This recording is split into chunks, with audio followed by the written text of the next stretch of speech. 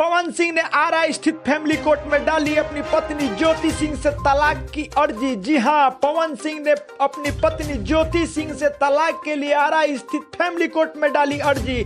नमस्कार, प्रणाम। Bhojpuri speed news के यूट्यूब चैनल में रौरा लोग के स्वागत बा। जी हां, रौरा लोग के बता देहल चाहते हैं भोजपुरी के जाने माने कलाकार जेकर गीत रौरा लोग इन फिल्म देखे नहीं लो, जाने नहीं लो, सुने नहीं लो, जेकरा करौरा लोग पावर स्टार कहिले लोगिन। पवन सिंह जी से खबर जुड़ल बा और वहां के पत्नी से। जी हाँ, खबर विस्तार से बतावे से पहले रोल से छोटा सा आग्रह करतनी कि रौरा लोगिन अगर अभी तक हमारा ये यूट्यूब चैनल यानी भोजपुरी स्पीड न्यूज के यूट्यूब चैनल के सब्सक्राइब नहीं कैले तो फटाफट सब्सक्राइब कर दी, बगल में बेल आइकन यानी घंटी के निशान भी दबा दी।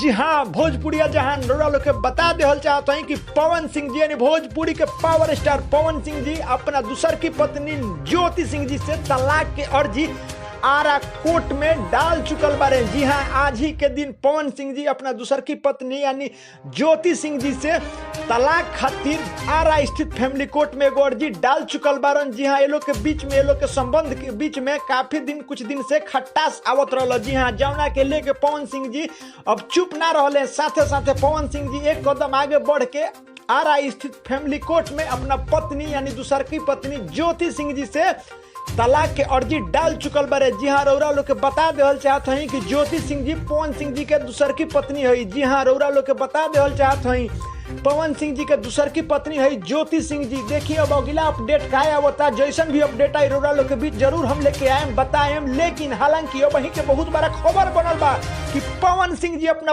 पत्नी ज्योति सिंह जी से तलाक खातिर आरा स्थित फैमिली कोर्ट में एगो अर्जी दायर कर चुकल बारे। जी हाँ, रौरा लोगिन सन खबर न्यूज जाने सुने खातिर हमारा ये यूट्यूब चैनल यानी भोजपुरी स्पीड न्यूज के यूट्यूब चैनल पर अपन प्यार दुलार आशीर्वाद बनाई लोगिन। साथे साथे एक यूट्यूब चैनल के लाइक कमेंट शेयर सब्सक्राइब जरूर करी ताकि रौरा लोग के बीच हमेशा ही ताजा तरीन खबर लेके आवल करे। नमस्कार, प्रणाम।